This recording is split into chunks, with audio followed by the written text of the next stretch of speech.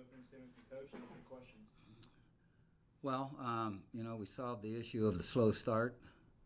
Still have other issues, as we all know, to get to be what we want to be. But I do like the way the players battled in that football game. Obviously, the first half was a very good first half for us. Third quarter, they completed the long pass right away, changed the momentum very, very quickly. And from that, it became a ball game. The last drive that we had, proud of our players in terms of being able to mount that drive and put themselves in position to win the game. We should have won it. You don't get on the 1 foot line very often, and with downs to go and don't make it work. So I take a lot of that upon myself. I felt it could have helped our team a little bit better in that situation than what I did. But overall, the guys I thought played well. But we got some things that we definitely got to get better at, and I think the good thing about this football team is they go to work at those things. Frank, you said you take some of that upon yourself for the ending at Cincinnati. In what ways? I knew I shouldn't have said that. What kinds of things are you referencing there? We get down there very, very close. It's foot to go. We could have called just a quarterback sneak, tried to wedge it in. Obviously, we called a play that where you pull a lineman, and that's not a good thing to do in that situation necessarily. And could have ran the option on him very easily, but that means the ball's probably going to be in the air for a period of time, and you are a little concerned about that, even though we execute the option generally fairly well. So some things could have been called a little bit differently there that I think would have given us a better chance. Just on play calling, you're not calling plays down to down, but you have veto yeah, I can power. override it at any time, no question. And I do sometimes on both sides of the ball, but majority of the plays vast majority of the plays are called by our coordinators. This isn't the first time you've lost a close game and won't be the last. What process do you as a head coach or you try to implement with your staff where you try to turn the page and don't spend 2 or 3 days looking at the end of game sequence in a game like this one was? Yeah. How much do you play what if? Do you not play it at all? How do you navigate getting past this and moving on as a staff? Yeah. Well, normally, when you're talking to your players about moving on, it's very simple talk. You've got to put it in the past, and we got a lot ahead of us, and a lot of that's in store ahead of us in terms of needing to play good football to win games, to have the kind of season that we want to have. And if you're unable to push forward and to move on from good or bad, then this becomes a very, very tough game. And so understanding that, I think, as a staff and as players, I think is needed in any program to be able to move on. It wasn't all negative. You guys played well in big stretches of the game. The run game seemed to look more like its 2017 edition. What things fit better or worked or fell into place that allowed you guys to run the ball effectively on a pretty good defensive team? Well, I thought we offensively, in terms of running the ball, we were on the same page with all of our guys, and I think that always helps when you're trying to execute. It's a matter of technique and execution if you're going to move the ball, if you got the quality of players that we believe we have in the offensive line. And I think that started to show more this game than certainly it has in the last 2 games. I think they played well as a unit. There was a lot of excellent individual plays that occurred up front. And our backs, pretty experienced backs in terms of finding the right holes and doing the right things. So if we get that all on the same page, we have a chance to be a very good running football team again, which is what needs to be done in order to be a good football team for us. It looked like your defensive unit made strides this game. Was it sequence where they maybe wore down as the game went on? Did Cincinnati find some concepts that worked and kept going back to them? I guess, what did you see first half to second half? Because you had stops on 7 of the first 9 possessions, didn't get any in the fourth quarter. You know, how did that kind of shake out? Yeah, you know, some of that comes down to if you look at football teams and programs now, almost everybody has skilled people. Almost everybody has the ability to score points. You know, I don't know where we're at. We're in terms of scoring offense. I'll check that when I get up there, but we're probably somewhere in the 60s, 70s out of 130 team, and we're scoring 30-some points a game. You know, and so everybody has the offensive firepower for the most part. Everybody to put points on the board, and so you know that it's going to be difficult to just shut people down. You just got to make sure that you win the turnover ratio, that you know, you're able to establish drives and you're not giving them the easy points. You got to make them earn their points. If you do that, then you have a chance to win games. The easy points, the long touchdown throw in the third quarter, was that Cincinnati making a play?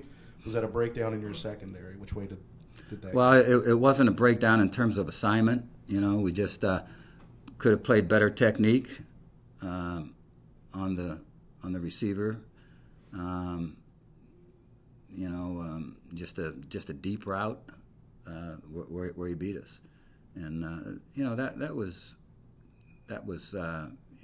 you figure if you stop him on that possession versus getting a quick score, and you get the ball and you take some time off the clock, you're talking about now having the kind of lead that we had and sitting not great, but sitting in pretty good shape if you take care of the ball and make good decisions, get some first downs, and don't give explosive plays up. And so we let them get back into the ball game, let them get some momentum. They utilized that well. It became a ball game again at the end where both teams were battling for the win, and we didn't quite get it done.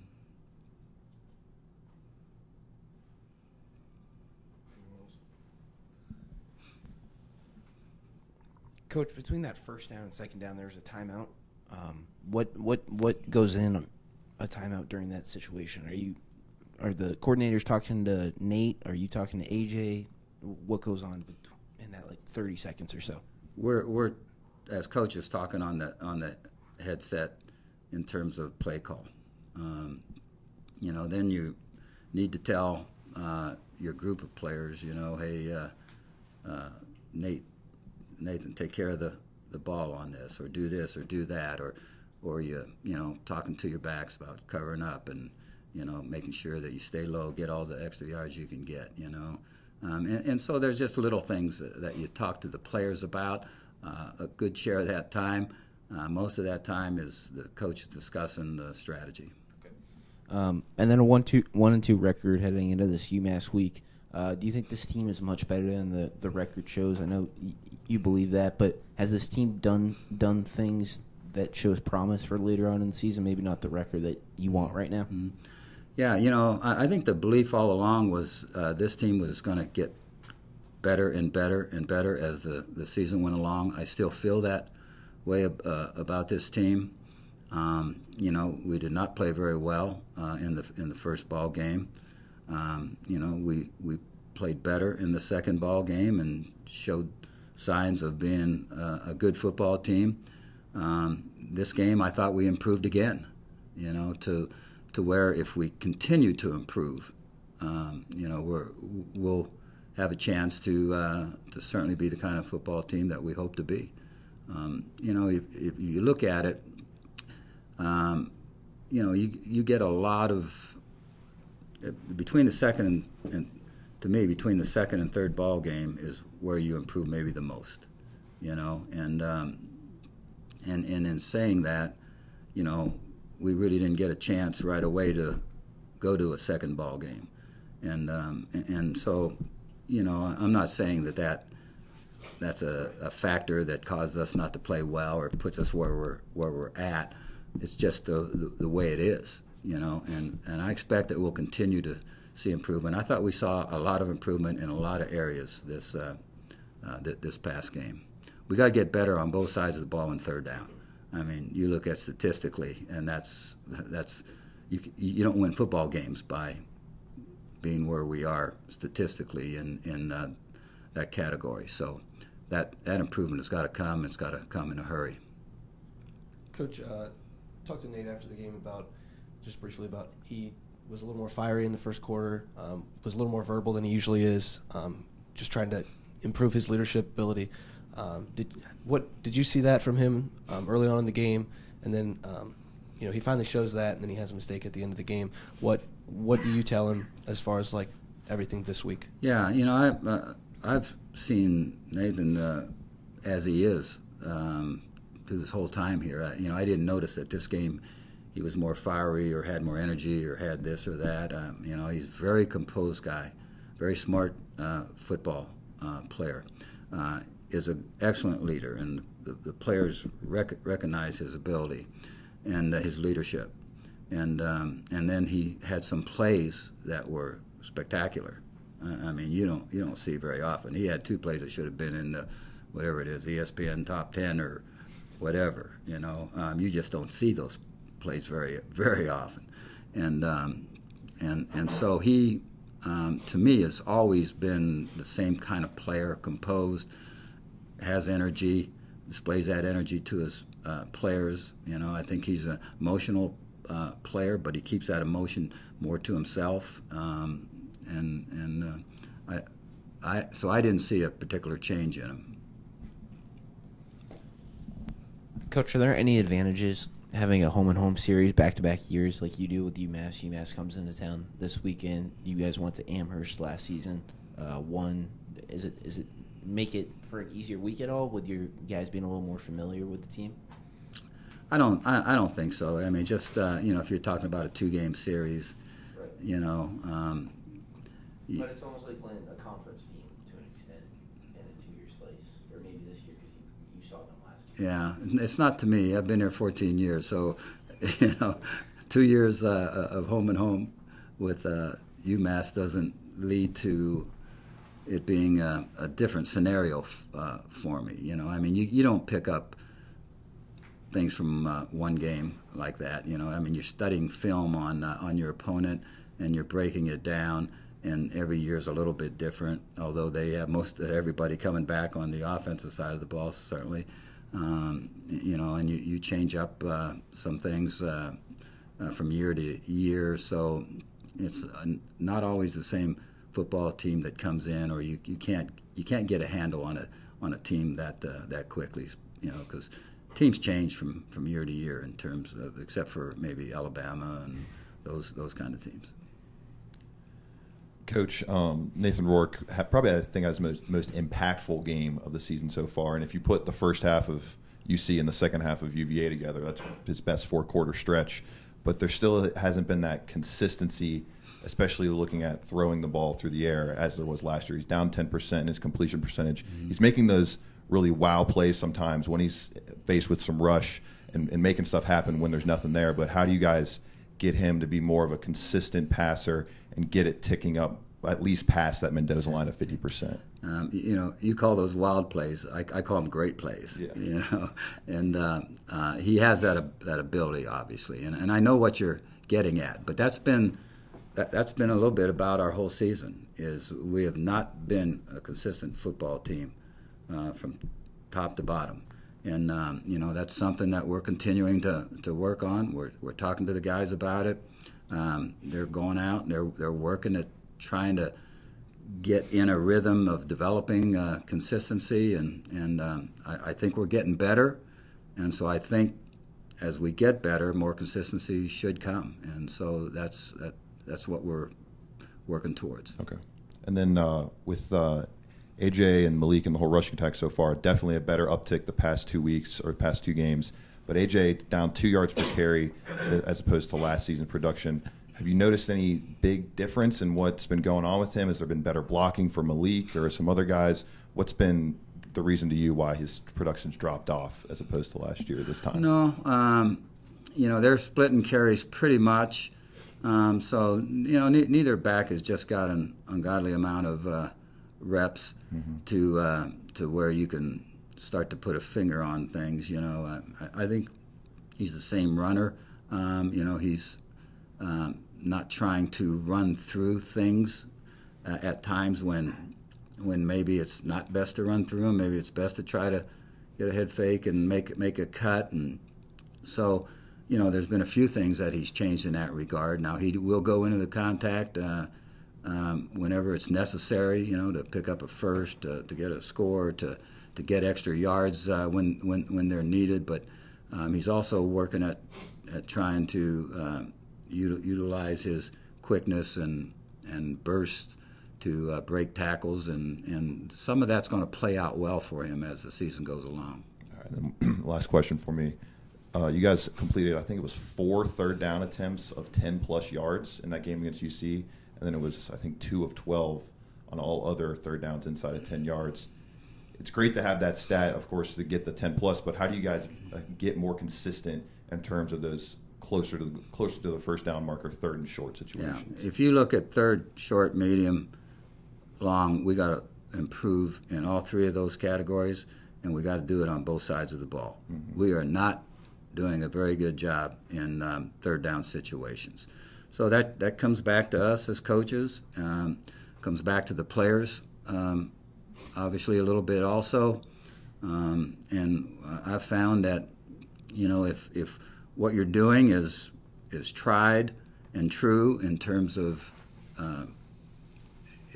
it's proven that. Last year it was. Yeah.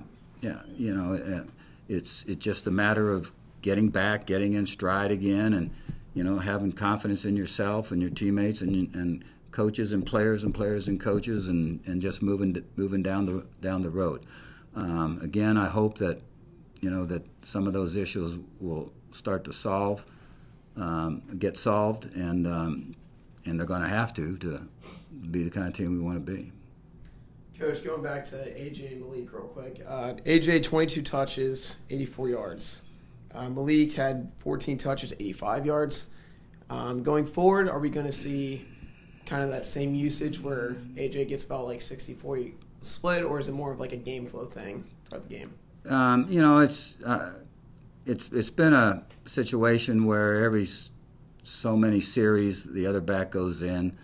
So sometimes that depends on then the length of the series, so the stats aren't always going to be equal as you get towards the end of the game. I want to use them both. If one guy is hot, then we're going to use that guy a little bit more. But both AJ and Malik are proven football players, and you win with those kind of players. So they're both going to be obviously getting a considerable number of reps. Then obviously when you look at Nathan's numbers, great on the ground, but only 12 of 27 passing, under 50%. Is there anything that, after you guys went through, maybe why that completion percentage isn't closer around the 60% mark?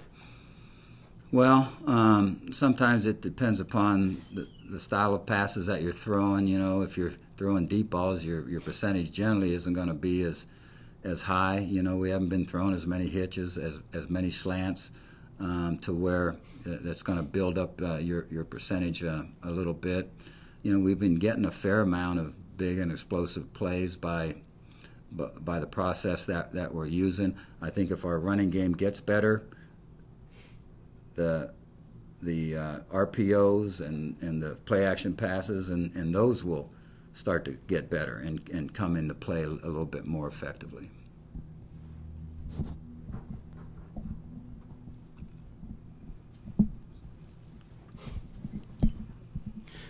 You had one heck of a game up in Amherst last year. What did you learn from that game that will help your team prepare for the rematch on Saturday?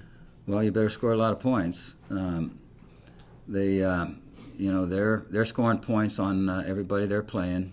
So obviously, they've got an offense that's designed well, and they've got the players to fit it. A lot of the things that we've been talking about are things that are going to have to occur against those guys. You want to try to get them in long yardage situations as much as possible, and then you got to play good long yardage defense. And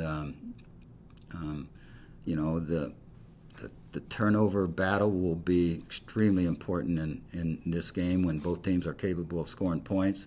You start turning the ball over 2 or 3 times and give the other team the extra series or the extra downs, then you're putting yourself in a huge bind. You're probably going to be playing catch-up football. So need to play smart football, not put ourselves in a position where penalty-wise we're hurting our football team in terms of field position. You look at smart football and breakdowns and execution, all that turns into smart football. And so all those things got to come into play when you play a team that's got the potential to put a lot of points on the board. And if they're going to throw a lot, we've got to get more sacks.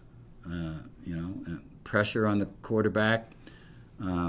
It's difficult for any quarterback to be at his best if someone's in his face all the time, or he's getting hits after the throws, or he's getting sacked, or he's running for his life all the time. So a lot of those things will come into play as to how well both teams do offensively. They've used 3 quarterbacks this year. Do you guys prepare one way if you think or believe Andrew Ford is available, and prepare a different way if he's not? No, they've got a system, and their quarterbacks are fit to that system. They're all mobile guys, all capable of running, scrambling, making plays on the run. You can design a run for them if you want, and so it really makes no difference which quarterback is in there in terms of the system of offense that they'll be utilizing.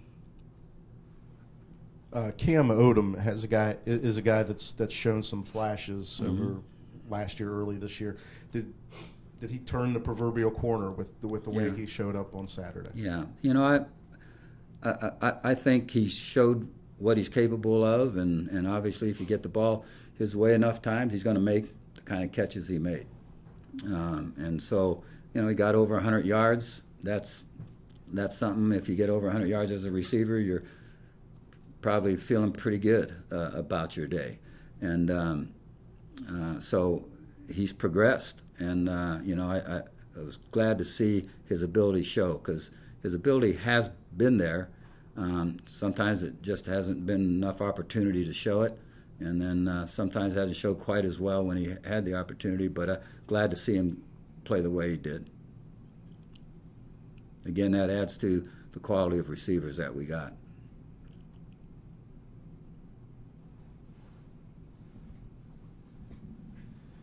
Coach, the game you played Saturday is set to play in the next 2 to 3 years. It's a home-and-home series. It seemed like there's a good turnout. Maybe not the outcome you wanted, but it seemed like it was a pretty competitive game. Is that something that you might tell Athletic Director Jim Schaus that's something you want to continue doing, to try to schedule more games against them, try to make the rivalry seem a little more continuous? I think a lot of things you're saying are good statements in terms of how it could work down the road scheduling wise. But you schedule so far down the road that it wouldn't be a real quick home and home again kind of series. And so I'm. But you're for it. Oh yeah, I mean you don't have to travel that far on the bus. It's not a series where you have to get on a plane to get there. It's an in-state program, so obviously there's some built-in rivalries. We got a lot of players from Ohio and some from the Cincinnati area that adds to that. Same thing from them. We recruited some of the guys that are in their program, and so all that adds to the game. I think the chance for fans on both teams when it's played away to get to the game, I think is there. So that's all good. That's all good. Anything else? All right. Thanks, guys. All right, thank you.